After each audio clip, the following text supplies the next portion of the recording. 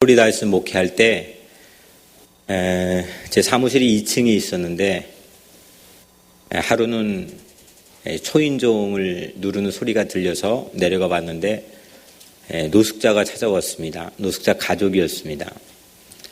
척추가 다쳐 보이는 한 아버지하고 아주 허름하게 보이는 엄마와 두 자녀가 이틀 동안 아무것도 먹지 못했다고 하소연을 제게 했습니다. 그 모습이 꼭 어릴 때 제 모습을 보는 것 같기도 하고 측은한 마음이 들어서 그분들을 모시고 교회 근처의 웬디라고 하는 패스트푸드점에 갔습니다. 문을 열고 그분들과 함께 들어가는데 제가 아주 희한한 체험을 했습니다. 사람들이 일시에 일하는 종업원들도 또 거기에 손님으로 와 있는 분들도 다 저를 보는 거예요. 저희를 다 보는데 이게 환영합니다, 웰컴입니다 이게 아니라 어떻게 받겠어요? 너 왜 왔니? 우리 방해하게 왜 왔니? 나 밥 먹고 있는데 우리 비즈니스 해야 되는데 너 여기 왜 왔니?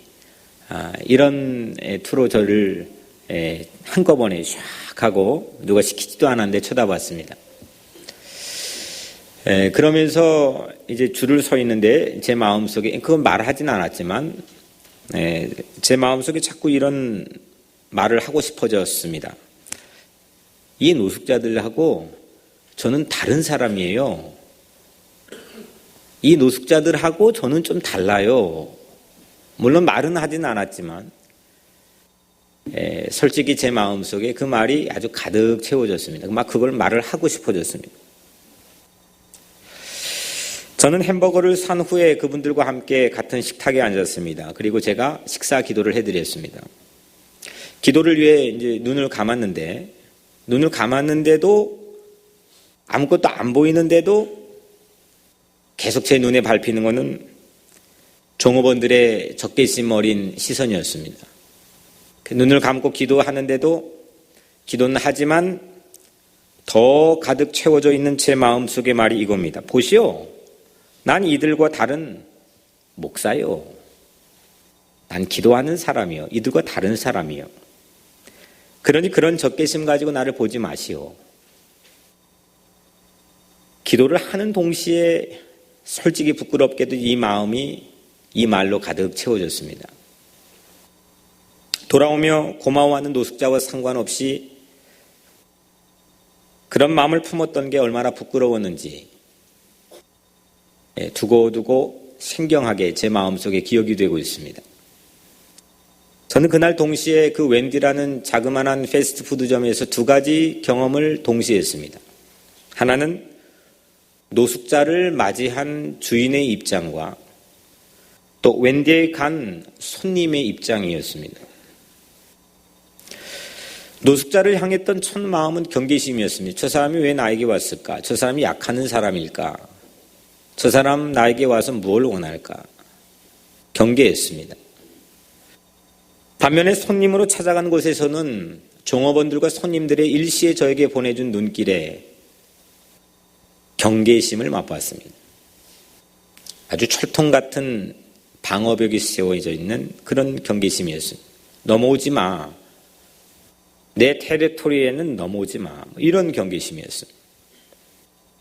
실컷 저도 경계심을 주었는데도 경계심 받는 것은 매우 부담스러워했습니다. 꺼려했습니다. 우리는 주인이 되었다가 때로는 손님이 될 때가 참 많이 있습니다. 아무리 온 비즈니스를 경영하면서 내가 주인 입장에서 한 사람도 어느 때는 식당에 가 손님이 될 때가 있습니다. 이런 경험을 냉탕과 온탕을 자꾸 왔다 갔다 반복하면서 사는 것이 우리 삶의 순간들입니다. 그런데 사람 심리가요, 따뜻한 환대를 베풀지 못한 주인도 누군가에게 환영하는 마음으로 따뜻한 환대를 베풀지 못한 주인도 손님이 되면 손님의 입장에서는 융숭한 대접을 기대합니다. 그게 공동체 안에서 공동체를 갉아먹는 가장 해악적인 요소라고 저는 생각합니다. 따뜻한 환대를 베풀지 못했는데 융숭한 대접을 기억한다, 기대한다. 사람들은 환대가 있는 곳을 저마다 찾아갑니다. 병원도 교회도 상점도 나를 환하게 맞아주고 웃어주고 또 그렇게 환대가 깊이 풍성하게 있는 그런 곳들을 사람들은 실제로 거리가 멀어도 찾아갑니다. 따뜻한 환대가 있는 교회면 아무리 멀어도 옵니다. 그런데 환대를 베풀지 않으면서 사람들은 저마다 환대를 받으려고만 한다는 데 문제가 있습니다. 어떤 건강치 못한 공동체나 가정 또 아니면 교회 안에는 손님들만 있는 교회가 있습니다. 융숭한 대접만 기대하는 손님들만 가득합니다. 주인의식을 가지고 따뜻한 환대를 베풀지 못하면서 손님들만 가득하다. 대접만 기대합니다.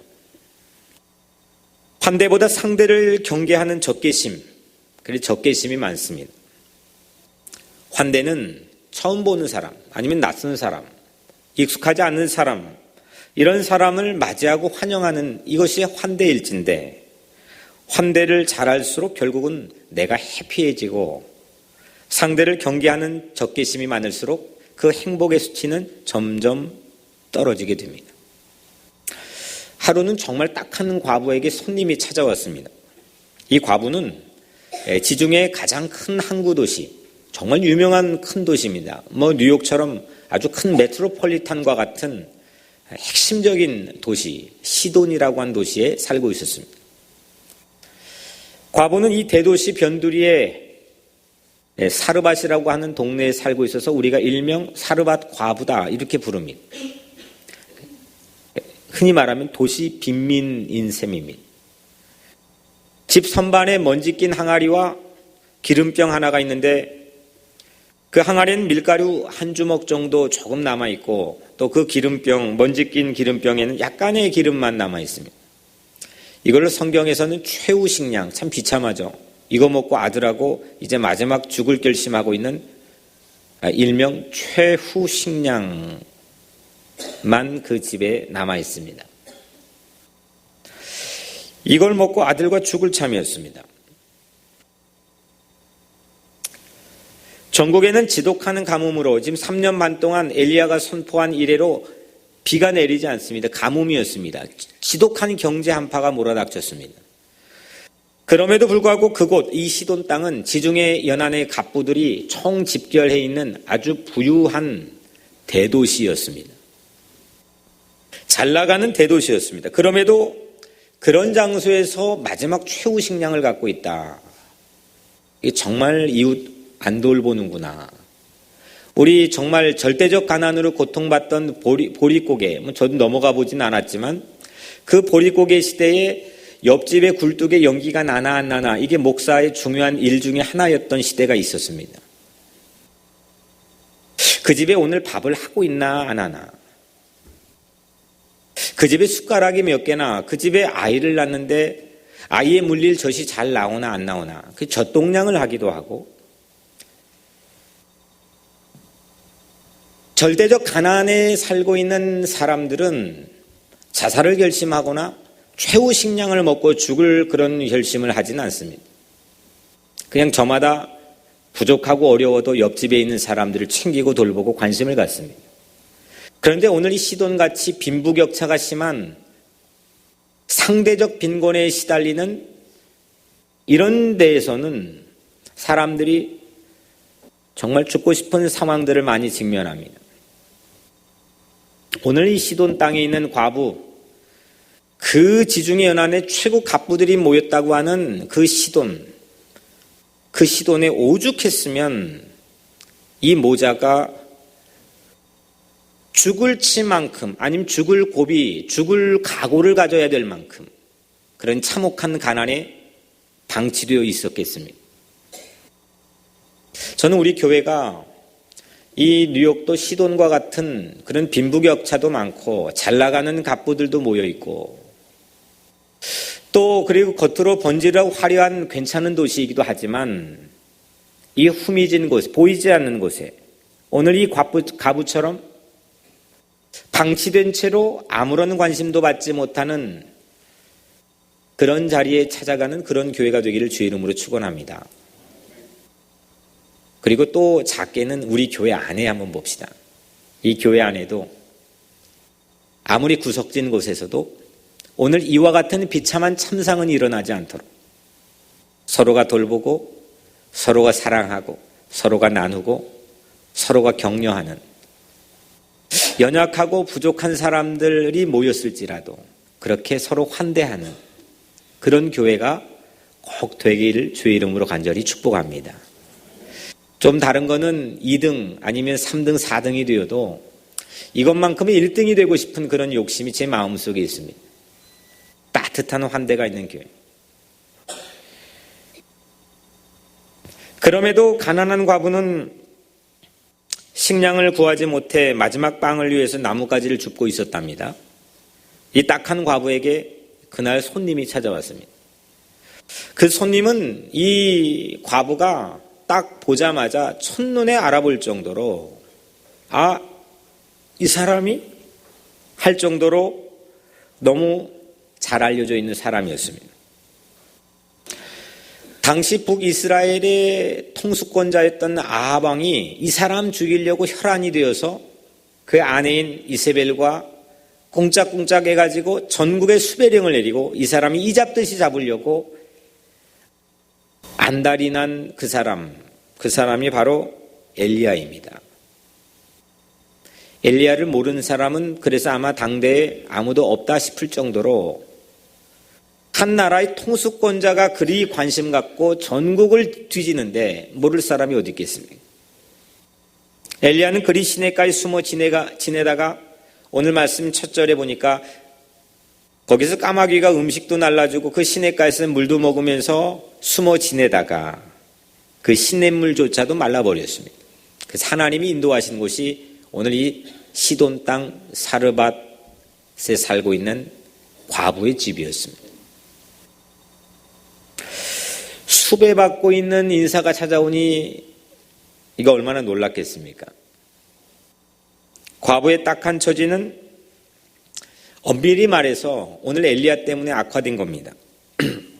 당시 북이스라엘 아합 왕이 아내를 맞이하는데 외교적 문제로 정략 결혼을 합니다.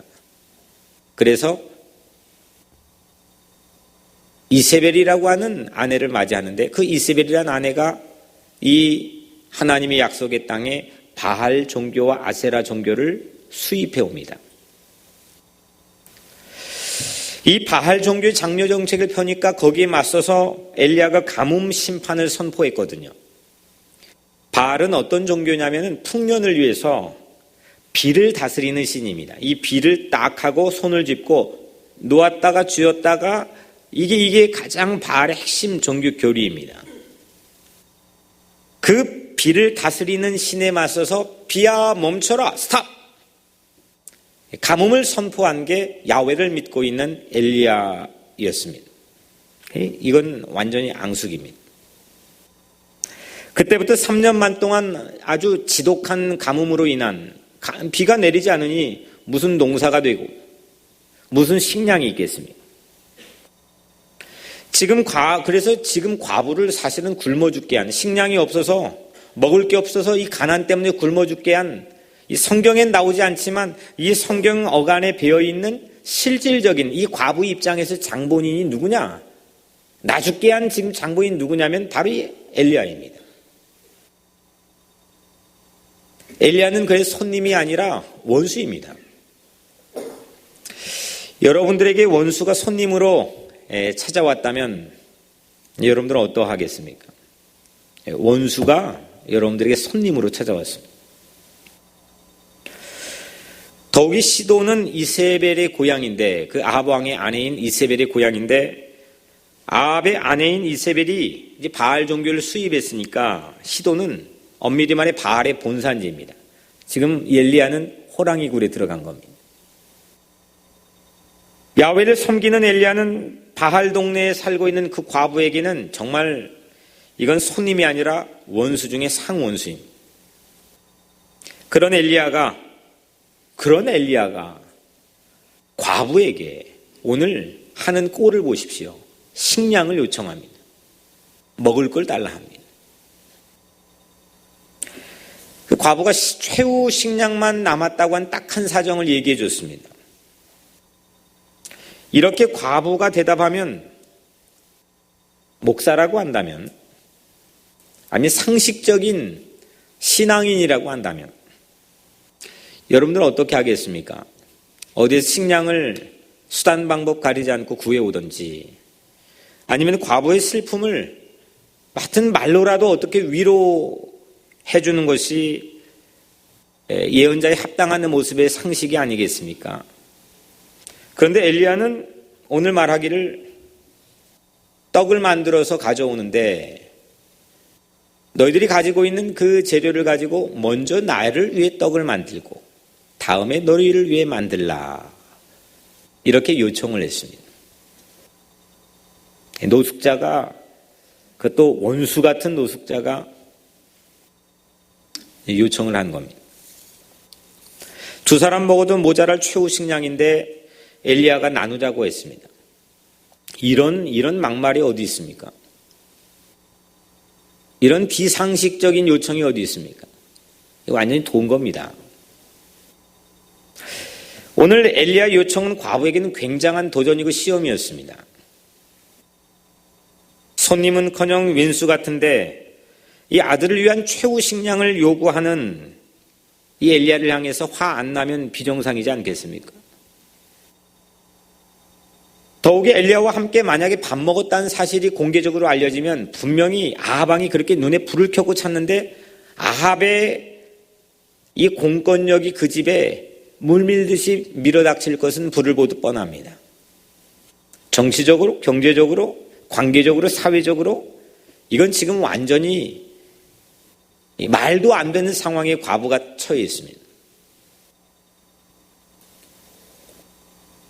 빠져나갈 구멍이 없습니다. 엘리야와 함께 밥 먹었다. 이게 지금 있을 수도 없는 일이지만 해서도 안 되는 일이었습니다. 근데 오늘 15절 말씀에 그가 가서 엘리야 말대로 하였더니, 그가 가서, 성경은 아주 짧게 설명할 뿐 침묵하고 있는 것 같지만 그가 가서, 과부가 가서 뭐 했을까? 내가 간다면 내가 가서 그 다음 어떤 액션이 나올까? 이 짧은 말에는 아마 과부의 복잡한 심경이 묻어 있을 겁니다. 왜냐하면 환대냐 박대냐 이거를 결정해야 될 매우 순간적인 찰나이기 때문입니다. 우리에게도 순간적으로 그런 도전이 많이 옵니다. 수없는 사람 만나잖아요. 손님을 만나건 주인을 만나건 자식을 만나건 교우를 만나건 누구를 만나건 여러분들에게는 그런 시험지들이 계속 출제가 됩니다. 그때 그가 가서, 내가 가서 그 짧은 순간에 나는 선택을 해야 됩니다. 환대냐 박대냐.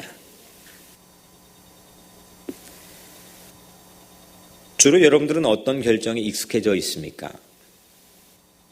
여러분들 누가 여러분들의 삶을 평가한다면 여러분들은 환대 쪽에 가까웠겠습니까? 아니면 박대, 문전박대하는 거에 가까웠겠습니까? 세상에는 정말 박대하는, 문전박대하는 심벌들이, 이 심벌들이 아주 가득해져 가고 있습니다. 이거 발달하는 이 경쟁, 이걸 개발시키는 경쟁들이 갈수록 치열해져 가는, 서로 경쟁하는 것처럼 보일 정도로 아주 신기한 자물쇠들이 점점 고도의 기술로 개발이 됩니다. 건물의 수위가 없으면 형편없는 그런 건물처럼 느껴지고 건물의 수위가 있어야 근사한 건물처럼 보여집니다. 공항에는 버젓이 보안 요원들이 총을 차고 다닙니다. 도심에도 우리 그냥 다니는 행길에도 과거에는 상상할 수도 없는 무장한 경찰관이 있어야 오히려 안심이 되고, 나라마다 군대에 쏟아붓는 막대한 예산이 늘어나야 사람들, 국민들이 안심을 합니다. 낯선 사람을 향한 마음을 도통 천길 알아도 속마음 사람 모른다고, 이 낯선 사람들을 향한 적개심, 그 적개심을 향한 심벌들이 점점 세상에 많아지고 있습니다. 반면에 갈수록 환대하는 컬처는 사라져가고 있습니다. 허그하고 안아주고 환영해주고 환대해주는 그런 상징들은 점점 없어져 갑니다. 참 구수하지 않습니까? 예전에 초가집들이 쭉 시골에 있는데 옆집에 굴뚝이 있었던 거 기억납니다. 그 굴뚝에 밥을 부를 때 밥을 하면은 연기가 피어오르는데, 그걸 보면서 저 집에 오늘 저녁에 밥을 먹나 안 먹나 그걸 바라보는 이웃집의 그 마음 씀씀이, 그런 직접적인 컨택이 없어도 그 마음으로 컨택하는, 환대하는 그런 행복한 마음들이 오늘날 점점 우리 곁을 떠나가고 있습니다. 다 각자가 자기 잘난 맛에 사람들이 살고 있습니다. 오늘 그가 가서 다음은 어떤 액션이 나올까? 저는 겟세마네 예수님이 떠올랐습니다. 십자가 처형을 눈앞에 두고 가능하면 이 잔을 내게서, 이 길을 내게서 피하게 해달라고 정말 땀방울이 핏방울로 보일 정도로 애통해하며 애쓰며 기도했던 그 예수님이 올랐던 겟세마네 동산. 사실 그거는 십자가 질 거냐 말 거냐 그 이슈보다도 제 마음의 눈으로는 이거 환대냐 박대냐, 이걸 내가 끌어안으면 이 인류에 공멸해야 될 엄청난 죄악들을, 정의를 짓밟고 이걸 끌어안는 거, 이거 정말 이게 가당한 일이냐, 이거 내가 환대할 거냐 박대할 거냐, 밀어낼 거냐 끌어안을 거냐. 겟세마네 동산에서 저는 이 고민을 예수가 했다고 생각합니다. 이 이슈 앞에 선 겁니다. 세상 사람들은 풀 수 없는 이슈예요. 둘 중에 하나를 선택할 수밖에 없는 이슈지. 예수는 그 겟세마네 동산 앞에서 환대할 거냐 박대할 거냐, 이걸 끌어안고 하나님께 기도했습니다. 저는 숨죽이고 오늘 말씀 안에서 과부의 다음 행동을 주목했습니다. 그가 가서 엘리야의 말대로 행하였더니, 그가 가서와 엘리야의 말대로 하였더니, 이건 지금 성경에 붙어 있어서 그냥 우리는 오늘 쭉 하고 그냥 숨도 안 쉬고 읽었지만, 그래서 너무 쉬워 보이지만 과부는 쉽게 결정할 수 있는 문제가 아니었습니다. 결국 과부는 엘리야의 말대로 최후의 식량을 엘리야를 위해 대접합니다. 과연 무엇이 그가 가서 엘리야 말대로 하였더니, 무엇이 그가 가서 무심하게 등을 돌렸더니, 문을 잠그든지 아니면 정부에 밀고를 하든지 아니면 부엌에가 칼을 들고 나오든지 아니면 침을 뱉고 욕설을 하든지, 그가 가서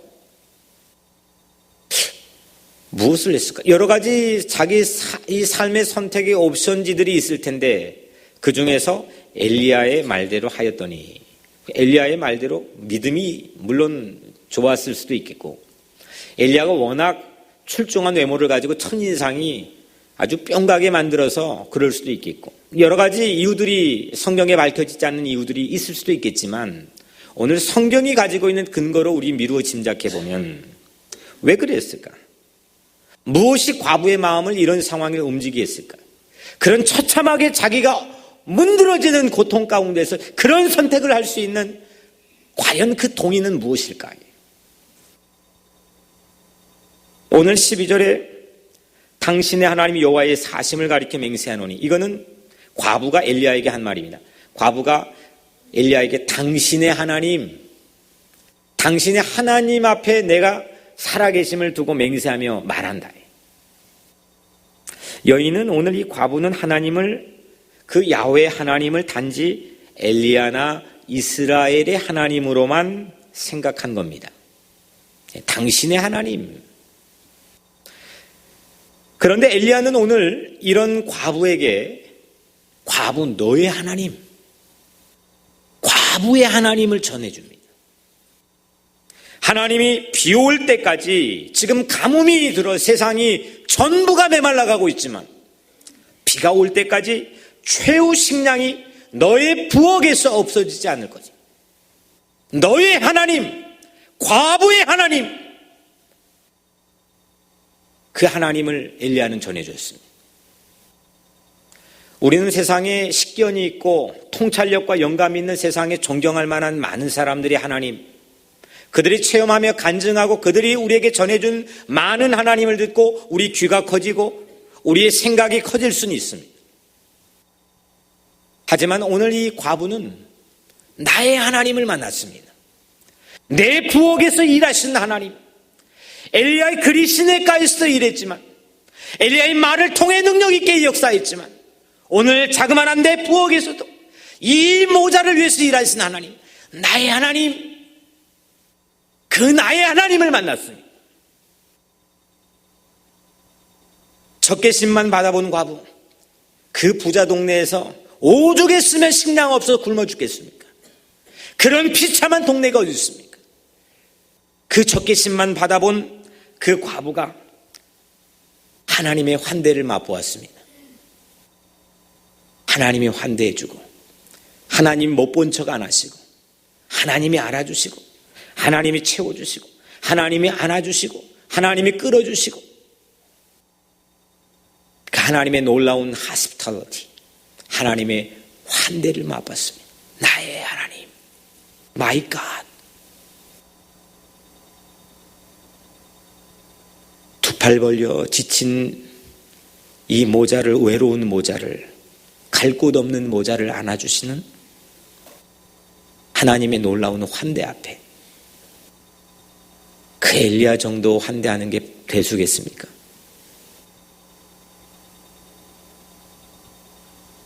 저와 엘리야와의 식구가 여러 날 먹었으니 몇 날 며칠을 함께 먹었답니다. 환대인가 문전박대인가? 오늘 이 과부가 이 엘리야를 환대할 수 있었던 가장 큰 이유는 그가 가서 딴짓하지 않고 엘리야의 말대로 하였던 가장 큰 원인은 당신의 하나님으로 고백했던, 너의 출중한 하나님으로 고백했던 그 과부에서 나의 하나님, 내 부엌에서 일하신 하나님, 내 부엌에 쉬지 않으신 하나님, 내 부엌에서 불을 떼신 하나님, 내 부엌에서 음식을 장만하신 하나님, 나에게 긍휼을 베풀어 주시고 환대를 베풀어 주신 하나님, 나의 하나님, 나의 하나님을 오늘 이 과부는 체험했기 때문입니다. 오늘 왜 신앙인들, 크리스찬들이 정말 수없는 영상 매체를 통해 설교를 듣고 수없는 기회에 우리의 삶의 신앙적인 정보가 우리 삶이 노출되어 있지만 왜 이렇게 비실비실하고, 왜 이렇게 나약하고, 왜 이렇게 배려심이 적고, 왜 이렇게 사랑이 메말라 있는지 아십니까? 왜 이렇게 기적을 기대하지 않고, 왜 이렇게 우리 삶이 연약해 있는지 아십니까? 나의 하나님, 내 안에서 일하신 하나님, 내 부엌에 쉬지 않으신 하나님, 나를 위해 십자가 지신 하나님, 나의 하나님, 그 나의 하나님을 체험하지 않았기 때문에 환대의 사람이 되려면, 나도 누군가에게 따뜻하게 안아주고 환대하려면, 변치 않고 신실하게 그 사람을 일관되게 사랑하려면 내가 먼저 환대를 받아야 되는 게 저는 신앙의 법칙이라고 생각합니다. 내가 먼저 은혜를 받아야 됩니다. 변덕스러운 사람의 환대 말고 하나님의 높고 높으신 측량하지 못할 하나님의 환대를 여러분들 맛보시기를 주의 이름으로 축원합니다. 하나님의 포옹을 맛본 사람, 친구 정도겠습니까? 모르는 낯선 사람 정도 되겠습니까? 원수조차도 하나님의 환대를 맛본 사람, 하나님의 포옹을 경험한 사람, 그 누구일지라도 환대할 힘을 얻지 않겠습니까? 신앙은 전 딱 이 한 문장이라고 생각해요. 신앙, 물론 하나님 믿는 거지요. 삼위일체 교리 열심히 공부해 믿는 거죠. 물론 맞는 얘기죠. 성령 충만하고 기도 많이 하는 거죠. 그런데 무늬만 그럴 뿐 우리 각자의 삶의 열매가 있는 참다운 신앙은 저는 이 한 문장이라고 생각합니다. 신앙은 어떤 적개심일지라도 그 적개심을 따뜻한 환대로 바꾸는 것. 이것이 신앙입니다. 내게 찾아온 낯선 손님을 환대하려면 내가 먼저 하나님의 환대를 맛봐야 돼요. 저는 그래서 뉴욕 우리 교회는 누구든지 하나님의 환대를 맛보는 최적의 장소가 되기를 우리 함께 가꾸기를 노력하고 그렇게 되기를 주의 이름으로 축원합니다. 다른 건 좀 양보해도 좀 못나고 부족하고 연약한 사람, 또 내 마음에 맞지 않는 사람, 또 내 형편에 좋아할 수 없는 사람, 그 누가 우리 교회에 있을지라도 우리 교회 안에서 누구든지 하나님의 환대를 함께 맛보고 더불어 함께 환대해주는 그런 아름다운 공동체가 되기를 주의 이름으로 간절히 축복합니다. 함께 가꿉시다. 그런 꿈을 꿉시다. 이게 바로 서진의 밸류입니다. 서진에 있는 수없는 낯선 다인종과 낯선 또 우리 다음 세대들 젊은이들, 그들을 우리가 함께 환대하고 그들을 위해서 만찬을 준비하고 그들을 위해 말씀을 전파하고 우리 이기적인 욕심과 우리의 자리 채우려고 우리의 성장과 부흥만을 위해서, 그게 아니라 예수 그리스도의 사랑과 십자가로 세상에 있는 모든 적개심들, 세상에 맨하탄만큼 적개심 많은 곳이 또 있을까요? 북한이요? 물론 북한은 그럴 수도 있겠지만 거긴 단일화된 사상으로 되어버렸습니다. 다 병들었습니다. 하지만 맨하탄은 수없는 경쟁체제 시스템 안에서 사람들이 적개심을 가져야만, 경계해야만 생존하는 사회입니다. 그런 사회에 하나님의 사랑의 씨앗을 심고 하나님의 환대의 꿈을 심는 것, 이게 하나님께서 우리 교회에 주신 비전 아니겠습니까? 적개심이 환대로 바뀌는 순간 원수가 손님으로 바뀌었습니다. 원수가 친구로 바뀌었습니다. 원수가 가족으로 바뀌었습니다. 라틴어로 호스티스, 라틴어로 호스티스, 이 뜻이 이방인, 낯선 사람, 또 원수, 이런 뜻이 있습니다. 그런데 여기서 딱 한 글자만 I를 E로 바꾸면 호스테스. 근데 이게 신기하게도 이게 무슨 뜻이 되냐면 손님, 벗, 친구란 뜻입니다. 한 글자 차이인데 호스티스는 원수고 호스테스는 손님이고 친구입니다. 우리 소명은 호스티스를 호스테스로 바꾸는 겁니다. 원수를 손님으로 환대하신 분이 예수님이기 때문입니다. 예수님은 겟세마네 동산에서 호스티스를 몽땅 다 호스테스로 바꾸고자 결심하셨습니다. 사르밧 과부도 원수 같던 엘리야를 손님으로 맞아들이는 것이 쉬운 일이었겠습니까? 왼수 같은 사람이에요. 자기 굶어 죽게 하는 가뭄을 선포한 자기 왼수 같은 장본인, 자기를 이 딱한 처지에 몰고 온 그 원수 같은 장본이 엘리야였습니다. 그런데 하나님의 환대를 신뢰하는 순간, 나의 하나님이 되는 순간, 하나님이 내 부엌에서도 일하시는 걸 체험한 순간, 그걸 믿어지는 순간, 그걸 의지하는 순간, 사르밧 과부는 누구를 막론하고 환대할 수 있는 사람으로 변화되었습니다. 사랑할 수 있는 사람으로 변화되었습니다. 행복의 한 끗 차이는 사랑할 수 있느냐 못하느냐, 돈이 있느냐 없느냐가 아닙니다. 행복의 인생의 마지막 순간에 하는 말들을 가만히 들여보면 행복의 한 끗 차이는 환대할 수 있느냐, 문전박대할 수 있느냐. 하나님께 호스티스였, 원수였던 과부가 호스테스, 손님으로 하나님께 대접받는 경험을 하는데 누군들 환대하지 못하겠습니다. 우리는 원수를 손님으로 바꿔야 됩니다. 마귀는 갈수록 세상 공중권세 잡은 마귀는 갈수록 우리 마음에 적개심을 품고 살아가도록 우리를 시험하지만 우리는 환대로, 이 환대의 방패로, 이 환대의 창으로 마귀와 맞서 싸우시기를 주 이름으로 축원합니다.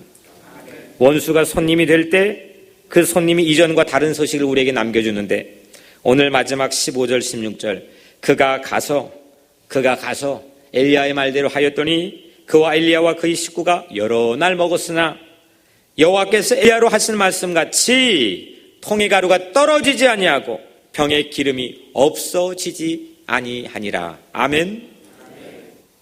놀랍지 않습니까? 아멘. 최후 식량만 먹고 죽어야 될 과부와 아들이 엘리야를 환대한 이후에 이틀이 지나고 일주일이 지나도 죽지 않았습니다. 원수였을 때는 무서움과 공포의 소식만 가득했는데 그 원수가 손님이 되자마자, 친구가 되자마자, 가족이 되자마자 우리는 생명의 소식을 하늘로부터 받게 될 줄로 믿습니다. 우리가 원수가 되었을 때, 바울이 유명한 말 남겼죠. 우리가 원수가 되었을 때에 그의 아들의 죽으심으로 말미암아 하나님과 화목하게 되었은지. 우리 몽땅 다 하나님의 원수 아니었습니까? 등만 돌렸습니까? 우리가 하나님께 배신만 한 정도였습니까? 시도 때도 없이 좌충우돌했던 우리 각자의 삶, 하나님이 치를 떨면서 우리를 원수처럼 봐도 아무 할 말 없는 우리 각자 인생, 아무 입을 열어 변명할 가치도 없는 우리 죄인된 삶의 자리, 우리는 모두 다 하나님의 원수였습니다.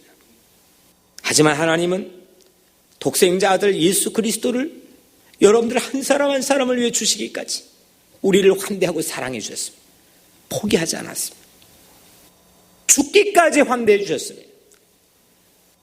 아직까지 환대, 여전히 환대, 영원히 우리를 환대하기로 작정하시고 우리에게 십자가의 은혜를 베풀어 주셨습니다. 어제 하나님의 부름을 받은 우리 김대성 형제 1월 9일 암 판정을 받고 2달 동안의 병상을 보내며 실제 병상을 1달 동안 보내면서 그 1달을 위대한 인생을 살았습니다.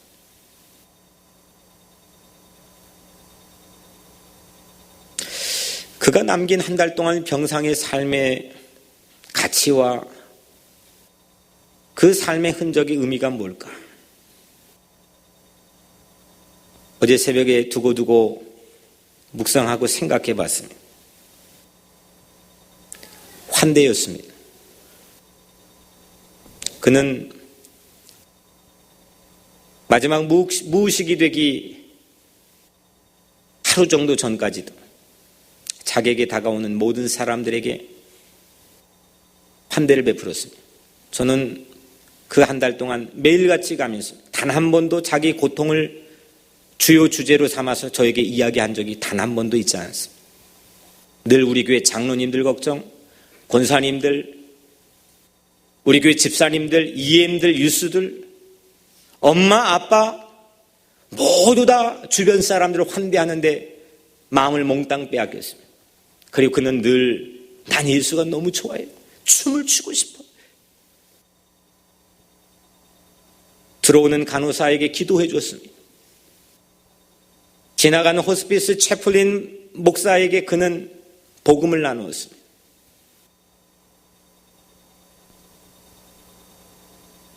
하나님 부름받기 4일 전 그와 함께 병상에 잠을 자면서 사실 배가 고프지 않았지만 그가 먹지 못한 음식에 행복을 주기 위해서 자정 넘긴 시간에 사발면을 먹었습니다.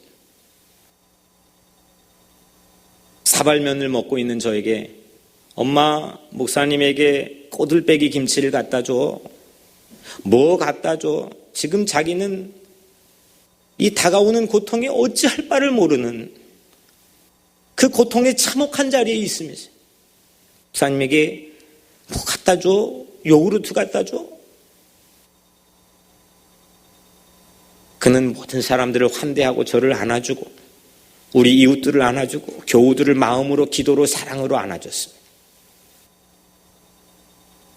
우리가 그를 긍휼히 젊은 나이에 긍휼히 여겨 방문했지만 도리어 그가 우리를 긍휼히 여겼습니다. 병상의 자리에 있는 그를 우리는 불쌍히 여겨 방문했지만 그는 우리 세상의 삶의 처지에 있는 우리를 보고 불쌍히 여겼습니다. 사랑하는 성도 여러분, 관대가 힘을 잃고 적개심이 활개치는 시대, 무장해제보다 무기 개발이 설득력이 되어가는 시대, 안아주는 것보다 경계하는 것이 익숙한 시대에 살고 있는 오늘 우리들에게 예수님은 막힌 담을 허물고 원수된 것을 피하려고 십자가에 올라가 육체를 버리시며 우리를 사랑하고 우리를 두 팔 벌려 안아주신 걸 믿으시길 바랍니다. 오늘 그것이 여러분들이 나의 하나님, 나의 주님을 고백할 가장 중요한 씬 장면입니다. 예수님은 십자가에 두 팔 벌려 우리를 환대해 주셨고 이제 우리가 세상을 환대할 차례입니다. 원수를 손님으로 바꾸기를 주의 이름으로 축원합니다. 우리 마음에 있는 못된 마음씨, 못된 적개심, 못된 경계심, 사단마귀 흑암의 권세가 우리에게 준 모든 이 땅에 있는 우리 마음에 있는 적개심이 예수의 이름으로 물러갈지어다. 오늘 여러분들의 삶에 주님의 성령의 능력이 임하여 하나님의 강권적인 능력으로 인하여 여러분들의 삶에 원수를 친구로 바꾸고 원수를 가족으로 바꾸는 그런 놀라운 평화의 도구가 되기를 주의 이름으로 간절히 축원합니다. 여러분들의 병상에 있던 오늘 사르밧 과부처럼 경제적 곤란함에 있던 관계의 외로움 속에 있던 어떤 처지에 있던 하나님께서 여러분들 함께 해주시는 나의 하나님을 체험할 때에 여러분들은 누구를 만날지라도 환대하고 두 팔 벌려 예수님처럼 그들의 삶을 변화시키는 놀라운 주의 능력의 군사가 될 줄로 믿습니다. 오늘 그 주의 성령의 능력을 여러분들 모두가 받게 되기를 주님의 이름으로 간절히 축원합니다. 기도하겠습니다. 사랑이 많으시고 은혜로우신 아버지 하나님, 오늘 우리에게 주신 귀한 이 말씀의 은혜, 우리 대성이가 우리에게 남기고 간 귀한 영적인 삶의 배움이 오늘 우리 모든 삶 위에 새로운 환대의 영성과 에너지로 승화되게 하시고 우리가 다시 거듭나 부활하는 삶을 살게 하시며 관념적이고 추상적인 영생에 빠져 있는 것이 아니라 오늘 우리가 영원한 생명을 살아내게 하시고 우리의 삶의 십자가의 사랑이 증거되게 하여 주시옵소서. 예수님 이름으로 간절히 기도드리옵나이다. 아멘.